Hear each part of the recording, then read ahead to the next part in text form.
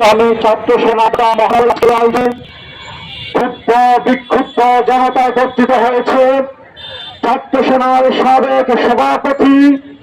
জননন্দিত আলম রইস উদ্দিনকে গতকাল উগ্রবাদী সন্ত্রাসী চিহ্নিত গোষ্ঠীর মাধ্যমে নির্মমভাবে যে হত্যা করা হয়েছে,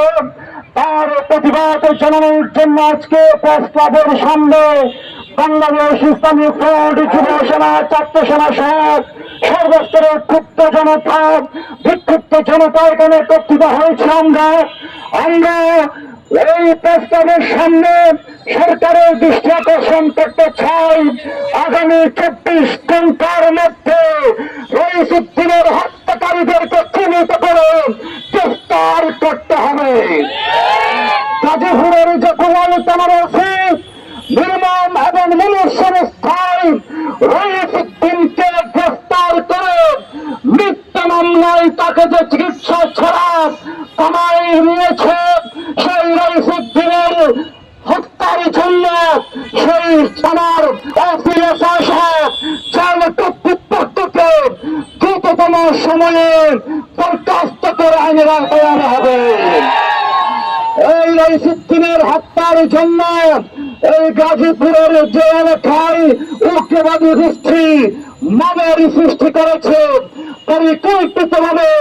1 মাস 2 মাস পূর্বের কল্প কাহিনী সাজিয়ে মিথ্যা মামলা দিয়ে তাকে যারা মারধর করে নির্মম ভাবে তাকে হত্যা এবং মনুষ্য অবস্থায় কামায় পাঠিয়েছে, তাদেরকে 24 ঘন্টার মধ্যে যদি গ্রেফতার করা না হয়, এদেশের সুফিবাদী জনতা, এই দেশের তৌহিদ সালাফপন্থী জনতা, এই দেশের তরিকত সহ সর্বস্তরের সুফিপন্থী রাজনৈতিক রাজনৈতিক সমস্ত সংগঠন বাংলাদেশকে আর শান্ত থাকতে দেবে না।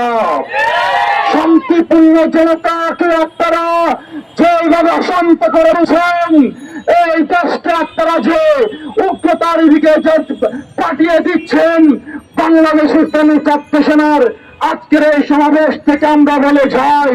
24 ঘন্টার মধ্যে যদি তদন্ত পূর্বক বাইরেরকে বিচারে আওতায় আনা না হয়, তাহলে